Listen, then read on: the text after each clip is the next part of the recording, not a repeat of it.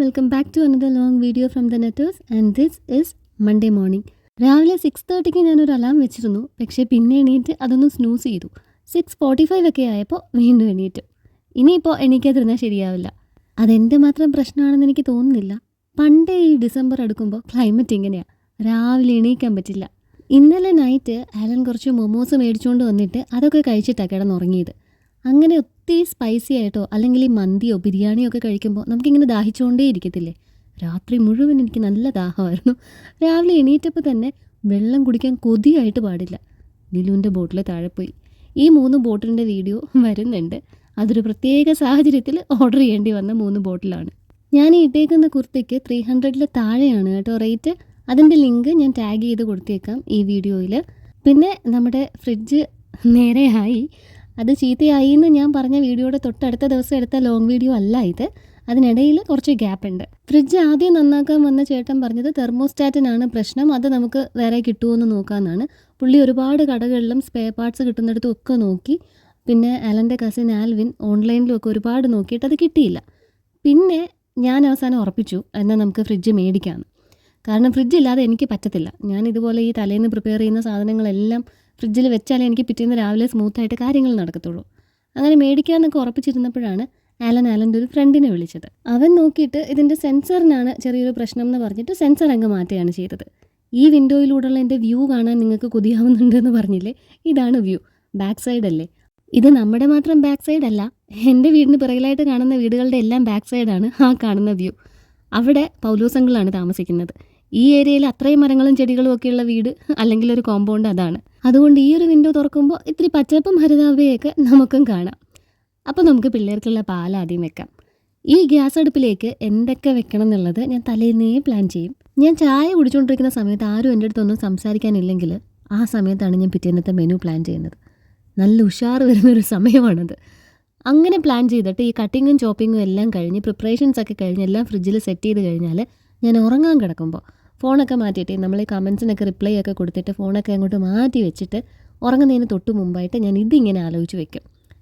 ഈ അടുപ്പിൽ പാല്, ഇതിൽ മീൻ വറുക്കുന്നു, ഇതിൽ ബ്രേക്ക്ഫാസ്റ്റ് ചെയ്യുന്നു, ഇപ്പുറത്തേൽ വെജിറ്റബിൾ ചെയ്യുന്നു, അങ്ങനെയൊക്കെ. ഓരോ ദിവസവും അത് മാറി മാറി വരും, പക്ഷേ എന്നാലും ഞാൻ കറക്റ്റായിട്ട് ഇത് ഇത്രയും പ്ലാൻ ചെയ്യും. രാവിലെ എണീറ്റ് വരുമ്പോൾ ഈ ഷൂട്ടിങ്ങിന് മുമ്പായിട്ട് ഞാൻ ഈ പാത്രങ്ങളെല്ലാം എടുത്ത് തൊട്ടപ്പുറത്തായിട്ട് വെക്കും. എനിക്ക് ഓരോന്നായിട്ട് ഇങ്ങോട്ട് ഗ്യാസിലേക്ക് വെക്കാനായിട്ട്.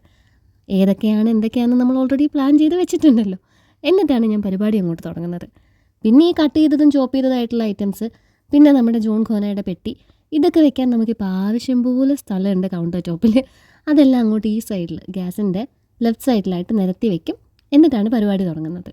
ഞാൻ കുക്ക് ചെയ്യുന്നത് കാണുമ്പോൾ കുക്കിംഗ് ഈസിയാണെന്ന് തോന്നുന്നു എന്ന് നിങ്ങൾ പറഞ്ഞില്ലേ, അതിന് പിന്നിൽ ഒരുപാട് എഫേർട്ടുണ്ട്. അതായത് സത്യം പറഞ്ഞാൽ അതിൻ്റെ പിന്നിൽ ഒറ്റ റീസൺ എൻ്റെ മടിയാണ്. എനിക്ക് കയ്യിൽ എന്ത് കാര്യം എന്ത് ടാസ്ക് എനിക്ക് ആര് തന്നാലും അത് ഏറ്റവും ഈസി ആയിട്ട് എങ്ങനെ ചെയ്യാമെന്നേ ഞാൻ ആലോചിക്കത്തുള്ളൂ. അത് ഈസിയാക്കാൻ പറ്റുന്ന എന്തൊക്കെ എന്നെക്കൊണ്ട് ചെയ്യാവോ ആ കാര്യങ്ങൾ ഇത്തിരി ബുദ്ധിമുട്ടുള്ളതാണെങ്കിലും ഞാൻ ചെയ്യും. ചില ദിവസങ്ങളിൽ രാത്രി പുറത്തൊക്കെ പോയിട്ട് വരുമ്പോൾ എനിക്ക് ഏറി കിടക്കാൻ തോന്നും. പക്ഷേ പിറ്റേ ദിവസം രാവിലെ ചെയ്യേണ്ട കാര്യങ്ങൾ എളുപ്പമാവണമെങ്കിൽ കട്ട് ചെയ്യലും ഉള്ളി ഉരിക്കലും ഇതെല്ലാം ചെയ്യണമെന്നുണ്ടെങ്കിൽ എല്ലാം തീർത്തിട്ടേ ഞാൻ കിടക്കത്തുള്ളൂ. അപ്പോൾ ഇന്ന് ബ്രേക്ക്ഫാസ്റ്റിന് സേമിയ ഉപ്മാവാണ് ഞാൻ ചെയ്യുന്നത്. വെജിറ്റബിളിനായിട്ട് നമുക്ക് കുറച്ച് ബീൻസും ക്യാരറ്റും കൂടെ മെഴുക്ക് പുരട്ടി ഉണ്ടാക്കണം. അപ്പോൾ ഇന്നലെ രാത്രി വെജിറ്റബിൾസ് അരിഞ്ഞപ്പോൾ തന്നെ ഞാൻ കുറച്ച് സേമിയ ഉപ്മാവിനായിട്ടും കുറച്ച് മെഴുക്ക് പുരട്ടിക്കായിട്ടും അരിഞ്ഞു. ഇതേ സെയിം സാധനങ്ങൾ മതി നമുക്ക് അവിടെയും. ഉപ്മാവിൽ ഞാൻ പിന്നെ കുറച്ച് നട്ട്സൊക്കെ ആഡ് ചെയ്യും. ഓൺലൈൻ ഫുഡ് മേടിക്കുമ്പോൾ കിട്ടുന്ന പാത്രങ്ങളെല്ലാം ഞാൻ കളഞ്ഞിരുന്നു, പക്ഷേ ഒരു 2 എണ്ണം മറ്റോ ഞാൻ മാറ്റി വെച്ചിട്ടുണ്ട്, വലുത് പിന്നെ ഇതുപോലത്തെ ചെറുതും. ഇങ്ങനെ കുറച്ച് സാധനങ്ങളൊക്കെ വെക്കാനായിട്ടേ, ഇത്തിരി ഉള്ളി അങ്ങനെയൊക്കെ വെക്കാനായിട്ട്, ഇങ്ങനെ താളിക്കാൻ നേരത്തൊക്കെ. ഈ 2 കടായിലേക്കും ഞാൻ വെളിച്ചെണ്ണ തന്നെയാണ് ഒഴിച്ചേക്കുന്നത്. ഈ 2 കടായിയുടെയും ലിങ്ക് ഞാൻ കൊടുത്തേക്കാം. ഇതിലെ യെല്ലോ ഞാൻ മേടിച്ചിട്ട് ഏകദേശം 1 വർഷമാവുന്നു. മെഴുക്ക് പുരട്ടിക്കായിട്ട് കടുക് പൊട്ടിച്ചിട്ട് അതിൽ ചെറുതായിട്ട് അരിഞ്ഞ സവാള വഴറ്റാനായിട്ട് വെച്ചിട്ടുണ്ട്. അപ്പുറത്ത് ഉപ്മാവിനായിട്ട് കടുക് ഉലുവയും കൂടെ പൊട്ടിച്ചിട്ട് അതിലേക്ക് കുറച്ച് ചെറുതായിട്ട് അരിഞ്ഞ സവാള, പച്ചമുളക്, ഇത്തിരി ഇഞ്ചി, പിന്നെ ക്യാരറ്റും ബീൻസും ചെറുതായിട്ട് അരിഞ്ഞത്, അതെല്ലാം കൂടി ഇട്ട് അതും ഒന്ന് വേവാനായിട്ട് വെച്ചിട്ടുണ്ട്. അതിൽ ഞാൻ നട്ട്സായിട്ട് ഇപ്പോൾ കപ്പലണ്ടിയാണ് ആഡ് ചെയ്തേക്കുന്നത്. മെഴുക്ക് പുരട്ടിക്കുള്ള സവാളയൊക്കെ നന്നായിട്ട് വഴന്ന് വരുമ്പോൾ അതിലേക്ക് നീളത്തിൽ അരിഞ്ഞ് വെച്ചിരിക്കുന്ന ബീൻസും ക്യാരറ്റും ചേർത്ത് കൊടുക്കാം. ആവശ്യത്തിന് ഉപ്പും ചേർത്ത് ഒരല്പം വെള്ളവും കൂടി ഒഴിച്ചാൽ ഇത് അടച്ച് വെച്ച് അങ്ങനെ വേവിച്ചെടുക്കാം. ഇതിൻ്റെ അകത്തേക്ക് പൊടികളായിട്ട് ഞാൻ മെഴുക്ക് പുരട്ടി ഉണ്ടാക്കുമ്പോൾ പൊടികളായിട്ട് മഞ്ഞപ്പൊടിയും മുളക് പൊടിയും മാത്രമേ ചേർക്കാറുള്ളൂ. ചില സാധനങ്ങൾക്ക് ഞാൻ കുരുമുളക് ചേർക്കും. അതായത് അന്നത്തെ ലഞ്ചിൻ്റെ ഐറ്റത്തിൽ കുരുമുളക് പെടുന്നുണ്ടെങ്കിൽ, അതായത് മെയിൻ കറി ഇപ്പോൾ ബീഫ് കറിയൊക്കെ ആണെങ്കിൽ ഞാൻ ഇത്തിരി കുരുമുളക് ചേർക്കും. പക്ഷേ മീൻ കറിയാണെങ്കിൽ അങ്ങനെ കുരുമുളക് ചേർക്കത്തില്ല. മീനിൻ്റെ മുളക് കറിയാണെങ്കിൽ ചിലപ്പോൾ ചേർക്കും. തേങ്ങ അരച്ച കറിയാണെങ്കിൽ ഒട്ടും ചേർക്കത്തില്ല.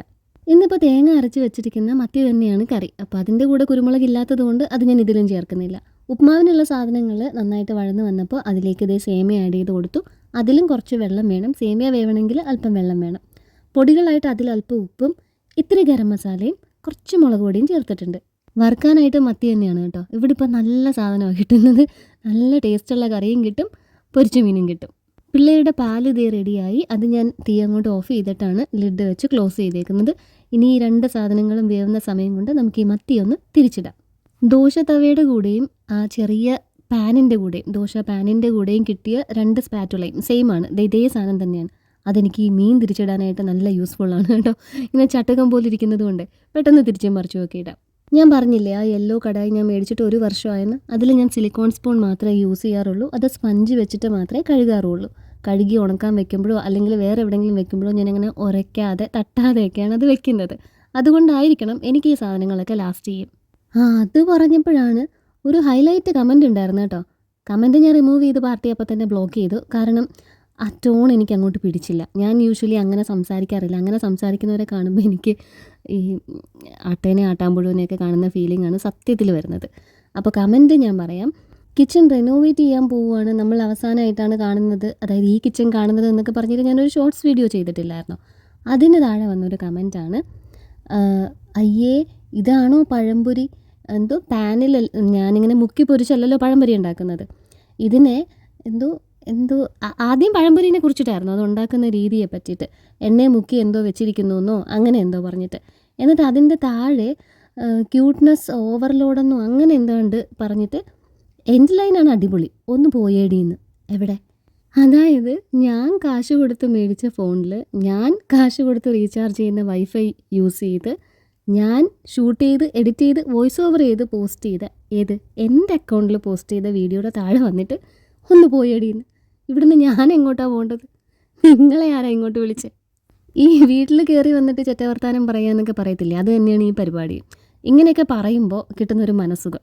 അപ്പോൾ ഞാൻ ആ ഒരു ചാനൽ പോയി എടുത്ത് നോക്കി, ഒരു വീഡിയോ പോലും ഇല്ല. നമ്മുടെ ചാനലിലാകെ ഈ ഒരു ഒറ്റ കമൻറ്റേ ഉള്ളൂ. ഇങ്ങനെ സൂക്കേടുള്ള ചേച്ചിമാർക്ക് അല്ലെങ്കിൽ ചേട്ടന്മാർക്കൊക്കെ ഉള്ളൊരു ബെനിഫിറ്റ് എന്താണെന്നറിയോ? ഇൻസ്റ്റയിലും FBയിലും ഒന്നും അധികം കയറി കളിക്കത്തില്ല. അവിടെ അക്കൗണ്ടിൽ പേര് വരും. നമുക്ക് വേണമെങ്കിൽ ആ പേര് സഹിതം എടുത്ത് പോസ്റ്റ് ചെയ്ത് 2 തിരിച്ച് പറയാം. പക്ഷേ യൂട്യൂബിൽ കമൻറ്റ് ചെയ്യുമ്പോൾ ഇതുപോലെ മെയിൽ ID ഒരു പാർട്ട് മാത്രമേ നമുക്ക് കാണാൻ പറ്റത്തുള്ളൂ. ആ ധൈര്യത്തിലായിരിക്കണം ഇമാതിരി ഡയലോഗൊക്കെ അടിക്കുന്നത്. എന്തായാലും ഞാൻ പൊതുവേ എനിക്ക് എടി പൊടി വിളിച്ച് ഞാൻ ആരെടുത്തും സംസാരിക്കാറില്ല, അൺലെസ് ആൻഡ് അൺടിൽ അത് അത്രയൊരു ക്ലോസ് റിലേഷൻഷിപ്പ് ആയിരിക്കണം. ഐ ഓൾവേസ് യൂസ് എടാ എന്തുവാ പറയുന്നത് അങ്ങനെയൊക്കെ. ഞാൻ ഈ ഡി എന്ന് എനിക്കറിയത്തില്ല, ഞാൻ ആരെയും എൻ്റെ ലൈഫിൽ ഇപ്പോൾ ഞാൻ എടി എന്ന് വിളിക്കുന്ന ആരും ഇല്ലെന്ന് തന്നെയാണ് തോന്നുന്നത്. ഞാൻ എൻ്റെ കസിൻസ് ആയാലും കുഞ്ഞു പിള്ളേരായാലും മരിയമോളെ ആയാലും ഞാൻ മരിയമോളെ എന്നേ പറയത്തുള്ളൂ. അല്ലെങ്കിൽ ചിലപ്പോൾ എന്തെങ്കിലും പറയുമ്പോൾ ഇങ്ങ് വന്നേടി ഇങ്ങൊന്ന് വന്നേടി എന്ന് പറയും. ബട്ട് ദാറ്റ് ടു എൻ്റെ അറിവിൽ മരിയമോള് സോണിമോള് അങ്ങനെ എനിക്ക് കുറച്ച് കസിൻസ് ഉണ്ട്, ക്ലോസ് ആയിട്ടുള്ള ആൾക്കാർ, അങ്ങനെയുള്ളവരടുത്ത്. എൻ്റെ ഈ ഇളയതും മൂത്തതൊന്നും ഞാൻ പറയുന്നില്ല. ബട്ട് ഒരു പരിചയമില്ലാത്ത ഒരാൾ, whether it is woman or a man, എൻ്റെ അടുത്ത് വന്നിട്ട് ഇതുപോലെ എടി പോയടി വന്നേടി എന്നൊക്കെ പറഞ്ഞു കഴിഞ്ഞാൽ ഇറ്റ് മേക്സ് മീ അൺകംഫർട്ടബിൾ. അതും പോട്ടെ, ചിലപ്പോൾ ഈ പറഞ്ഞ എനിക്ക് അങ്ങോട്ട് തോന്നാത്ത ക്ലോസ്നെസ് അവർക്ക് ഇങ്ങോട്ട് തോന്നുന്നുണ്ടെങ്കിൽ ദാറ്റ് ടു ഇസ് ഫൈൻ. പക്ഷെ എന്നാലും എനിക്കറിയാവുന്ന ഒരാളായിരിക്കുമല്ലോ വിളിക്കുന്നത്. ഇതൊക്കെ എവിടെ നിന്ന് കയറി വരുന്നതാ? ഒരു പരിചയമില്ലാത്ത ഒരാളെടുത്ത് ഇനീഷ്യൽ കമൻറ്റ് തന്നെ ഈ ഒന്ന് പോയേടി എന്നൊക്കെ യൂസ് ചെയ്യണമെങ്കിൽ ഞാൻ എന്ത് തിരിച്ച് പറഞ്ഞാലും അതുക്കും മേലെയുള്ള ഡയലോഗായിരിക്കും അപ്പുറത്തുനിന്ന് ഇങ്ങോട്ട് പറയാൻ പോകുന്നത്. അതെന്തായാലും എൻ്റെ ഒരു വേവ് ലെങ്ത്തിന് എനിക്ക് തന്നെ അതൊന്നും ചേരത്തില്ല, അങ്ങനെ സംസാരിക്കുന്നത് ഒരാളോട്. അതുകൊണ്ടാണ് ഞാൻ അങ്ങനെ തന്നെ അങ്ങ് ബ്ലോക്ക് ചെയ്തത്. അപ്പോൾ നിങ്ങൾ വിചാരിക്കും ഈ റിയാക്ഷൻ വീഡിയോ ആ ചേച്ചി കാണുന്നില്ലല്ലോ എന്ന്. അതൊക്കെ കാണാൻ പറ്റും. നമ്മുടെ ഈ ബ്ലോക്കിങ്ങിന് ഒരു യൂട്യൂബിൽ ബ്ലോക്ക് ചെയ്യുമ്പോൾ hide user from my channel എന്നാണുള്ളത്. കാരണം ഞാനത് മനസ്സിലാക്കിയത് എപ്പോഴാണെന്നറിയോ? ഇതിന് മുമ്പ് ഒരു ചേച്ചി ഇതുപോലെ കിടിലം കുറച്ച് കമൻറ്റ് ഇട്ടിട്ടുണ്ടായിരുന്നു. അത് ഞാൻ നിങ്ങളോട് ഷെയർ ചെയ്തിട്ടുണ്ടോ എന്ന് എനിക്ക് ഓർമ്മയില്ല. ഇതായിരുന്നു, എന്താണ് അലൻ്റെ പേരൻസ് നിങ്ങളുടെ കൂടെ താമസിക്കാതെ? അപ്പോൾ ഞാൻ തിരിച്ചു പറഞ്ഞു, അലൻ്റെ പേരൻസ് അലൻ്റെ സിസ്റ്ററിൻ്റെ കൂടെയാണ് താമസിക്കുന്നതെന്ന്.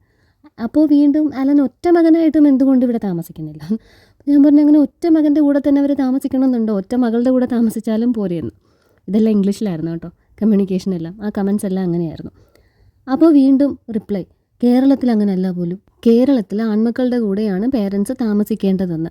അതിപ്പോൾ ഏത് റൂളാണെന്നോ ഏത് സെക്ഷനാണെന്നോ എനിക്കറിയത്തില്ല. എനിക്കതിൻ്റെ ഉത്തരവായിട്ട് പറയാനുള്ളതും അത് തന്നെയാണ്. ഇത് കേരളമാണ്. ഇവിടെ ഇഷ്ടമുള്ളവർ അവരവരുടെ കംഫർട്ടിനനുസരിച്ച് ജീവിക്കാനുള്ള സ്വാതന്ത്ര്യം എന്തായാലും കേരളത്തിലുണ്ട്. പിന്നെ വന്ന കമൻറ്റ് അതിനും അപ്പുറത്തത്. ഞാനത് ചോദിച്ചപ്പോഴത്തേക്ക് എന്തിനാ ഇത്ര ഗിൽറ്റി ആയിട്ട് തോന്നി. ഗിൽറ്റി മീൻസ് കുറ്റബോധം. അപ്പോൾ ഞാൻ ആലോചിച്ചു, അല്ല ഇവരിത് ചോദിച്ചതിന് എനിക്ക് എന്തിനാ കുറ്റബോധം? അതിലും ഉദ്ദേശം നടന്നില്ല, അതാണ് കാര്യം. അപ്പോൾ എന്തായാലും ഇവർക്കിത് കാണാൻ പറ്റുമെന്ന് എനിക്ക് മനസ്സിലായത് ഞാൻ അപ്പോൾ തന്നെ ഈ hide user from my channel എന്ന് പറഞ്ഞിട്ടുള്ളൊരു ഓപ്ഷൻ കൊടുത്തിരുന്നു. അപ്പോൾ അവരുടെ കമൻസ് ഒക്കെ നമ്മുടെ ചാനലിൽ നിന്ന് ഡിലീറ്റ് ആവും, അവർക്ക് കമൻറ്റ് ചെയ്യാനൊന്നും പറ്റത്തില്ല. പിന്നെ ഞാൻ നോക്കിയപ്പോഴേക്ക് നമുക്ക് ഒരു വീക്കിലെ ഇൻസൈറ്റ്സ് ഇങ്ങനെ തരും യൂട്യൂബ് സ്റ്റുഡിയോയിൽ. അപ്പോൾ ഞാൻ നോക്കിയപ്പോൾ എനിക്ക് അന്ന് ഞാൻ ആ മുഖം ശ്രദ്ധിച്ചിരുന്നു, അതേ മുഖം വീണ്ടും വന്നിട്ടുണ്ട് കഴിഞ്ഞൊരു വീക്കിൽ. അപ്പോൾ ഇറ്റ് മീൻസ് ദാറ്റ് ചിലപ്പോൾ കാണാൻ പറ്റുമായിരിക്കും, പക്ഷേ ബാക്കി കാര്യങ്ങൾക്ക് ആക്സസ് കിട്ടുന്നുണ്ടാവത്തില്ല. അതെനിക്ക് ഷുവർ അല്ല കേട്ടോ. എന്തായാലും ഞാൻ ഇതുപോലെ ഹൈഡ് യൂസർ ഫ്രം മൈ ചാനലിന് കൊടുത്ത വ്യക്തിയുടെ മുഖം ഞാൻ വീണ്ടും കണ്ടു. ലാസ്റ്റ് വീക്കിൽ നിങ്ങളുടെ വീഡിയോസ് കണ്ട ആൾക്കാരെന്ന് പറഞ്ഞിട്ട് ഒരു 2-3 ഫേസസ് നമുക്കിങ്ങനെ അതിൽ കാണിച്ചു തരും. അപ്പോൾ അതിൽ ഞാൻ ആ ഫേസ് കണ്ടു. പിന്നെ ഇമാതിരി മനസ്സുഖത്തിന് വേണ്ടിയിട്ട് നെഗറ്റീവ് കമൻറ്റ് ഇടുന്ന ആൾക്കാരുടെ മറ്റൊരു പ്രത്യേകതയാണ്, ചാനലിൽ നമ്മൾ ബ്ലോക്ക് ചെയ്യുകയോ അല്ലെങ്കിൽ ആ ഒരു അക്കൗണ്ട് ഇതുപോലെ ഹൈഡ് യൂസർ ഫ്രം മൈ ചാനലൊക്കെ കൊടുത്തു കഴിഞ്ഞാലും ആരുടെയെങ്കിലും അക്കൗണ്ടിൽ നിന്ന് കയറി നോക്കും. ഞാൻ പറഞ്ഞ നെഗറ്റീവിന് ആരെങ്കിലും ലൈക്ക് ചെയ്തിട്ടുണ്ടോ, എൻ്റെ കൂടെ 10 പേര് ഇതിനെ വല്ലതും പറഞ്ഞിട്ടുണ്ടോ എന്നൊക്കെ. ഏതായാലും അങ്ങനൊരു മനസ്സുഖം ഇതുങ്ങൾക്കൊന്നും കൊടുക്കണ്ടെന്നാണ് എൻ്റെ തീരുമാനം. നമുക്ക് നമ്മുടെ മനസ്സുഖത്തിന് കടൽ ഓഫ് ദ ഡേ കാണാം.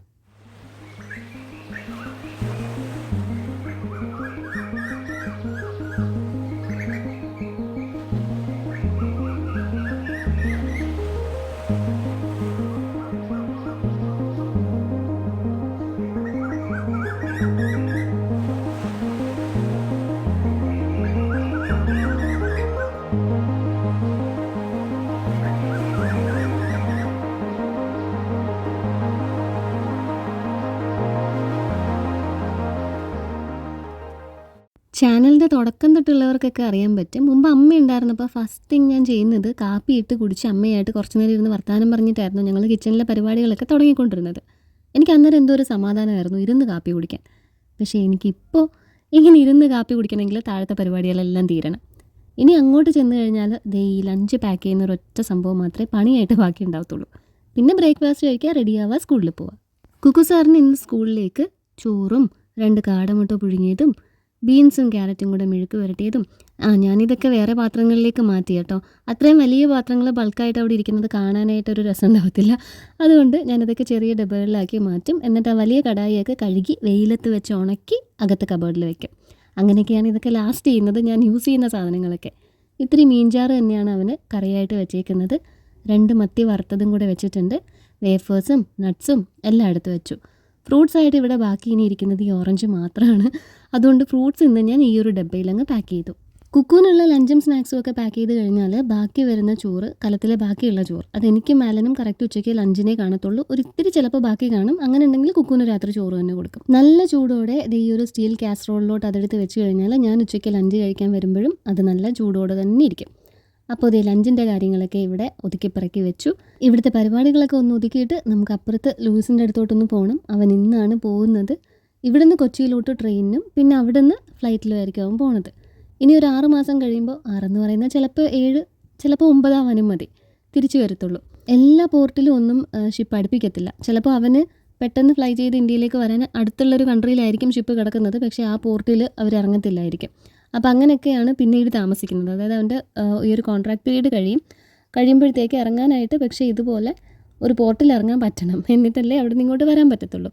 അപ്പോൾ അതനുസരിച്ച് ഡേറ്റ് ചിലപ്പോൾ മുമ്പോട്ടോ പുറകോട്ടോ ഒക്കെ പോകും. പുറകോട്ട് പോയില്ല, ഉറപ്പായിട്ടും മുമ്പോട്ടേ പോകത്തുള്ളൂ. അപ്പോൾ സേമിയ ഉപ്മാവ് ഞങ്ങൾ ഷുഗറിൻ്റെ കൂടെയാണ് കഴിക്കുന്നത്. നല്ല ടേസ്റ്റാണ് അങ്ങനെ കഴിക്കാനായിട്ട്. ഇത് ഞാൻ ഇതുവരെയും കറിയായിട്ട് ട്രൈ ചെയ്തിട്ടില്ല, ബിക്കോസ് ഈ ഒരു ടേസ്റ്റ് എനിക്ക് ഭയങ്കര ഇഷ്ടമാണ്. നിലൂനുള്ള പാലും കുക്കുവിന് കുടിക്കാനുള്ള പാലും ഒക്കെ എടുത്ത് വെച്ചിട്ടുണ്ട്. കുറച്ച് സേമിയ ഉപ്മാവ് അമ്മ വരുമ്പോൾ കഴിക്കാനായിട്ടും ഞാൻ എടുത്ത് മാറ്റി വെച്ചിട്ടുണ്ട്. അവൻ അവിടെ കുത്തിയിരുന്ന് അതിൻ്റെ അകത്തുള്ള ക്യാരറ്റും ബീൻസും ഗ്രൗണ്ട് നട്ടും ഇതെല്ലാം ഇങ്ങനെ മാറ്റിക്കൊണ്ടിരിക്കുകയായിരിക്കും കേട്ടോ. ഇങ്ങനെയൊക്കെ പച്ചക്കറിയൊക്കെ കാണുമ്പോഴത്തേക്ക് ഇത്തിരി ഇറങ്ങാൻ പാടാണ്. ഞങ്ങൾ ഇറങ്ങിയപ്പോഴേക്ക് സേറമോളുടെ പപ്പയുടെ ഓട്ടോയിലോട്ട് പെട്ടിയ സാധനങ്ങളൊക്കെ എടുത്ത് വെച്ചിരിക്കുന്നു. അപ്പോൾ തന്നെ ഓൾമോസ്റ്റ് ഒരു 9 o'clock ആയിട്ടുണ്ടായിരുന്നു. അപ്പോൾ ഞാൻ സ്കൂളിൽ അറിയിച്ചിട്ടുണ്ട് ലൂസ് ഇറങ്ങുവാണ്, അപ്പോൾ അവൻ ഇറങ്ങിയിട്ട് ഞാൻ അങ്ങോട്ടേക്ക് വരാം, ചിലപ്പോൾ ഒരു 5-10 മിനിറ്റ് ലേറ്റ് ആവുമെന്ന്. അങ്ങനെ അവരിറങ്ങി. ലില്ലിയംച്ചി ആ വാതിൽ പൊടിയിൽ നിൽപ്പുണ്ട് കേട്ടോ, കണ്ണൊക്കെ നിറഞ്ഞിട്ട്. ഓട്ടോയിൽ ഇപ്പോൾ ഉള്ളത് കൊച്ചപ്പയും മിനി ആൻ്റെയും പെട്ടിയും സാധനങ്ങളും ഒക്കെയാണ്. ലൂയിസ് കുരിശടിയിൽ പോയിട്ട് തിരിച്ച് വന്നിട്ട് യാത്രയൊക്കെ പറഞ്ഞ് അതേ വണ്ടിയിലേക്ക് കയറുന്നു. സേറമോളുടെ അമ്മൂമ്മയാണത്, സേറമോളുടെ അപ്പൂപ്പനാണത്, മിനിയാൻ്റിയുടെ മാമനും മാമിയും. അപ്പോൾ ഇനി അങ്ങോട്ടുള്ള നമ്മുടെ പ്രോഗ്രാംസിനും ട്രിപ്സിനും ഒന്നും ലൂക്കുട്ടൻ കാണത്തില്ല. അങ്ങനെ ഇതിൽ രണ്ടിലൊരാളില്ലെങ്കിലും അതൊക്കെ അങ്ങ് നീണ്ടുപോകും കേട്ടോ. കണ്ണനും ലൂയിസും കൂടെ ഉള്ളപ്പോഴേ ഞങ്ങൾ മാക്സിമം എന്തെങ്കിലുമൊക്കെ പ്ലാൻ ചെയ്യാറുള്ളൂ. ഇതിലൊരാളില്ലെങ്കിൽ പതുക്കെ അങ്ങ് മാറ്റി വയ്ക്കും. അപ്പോൾ നമുക്കിനി അടുത്തൊരു വീഡിയോയിൽ കാണാം. Thank you so much for watching.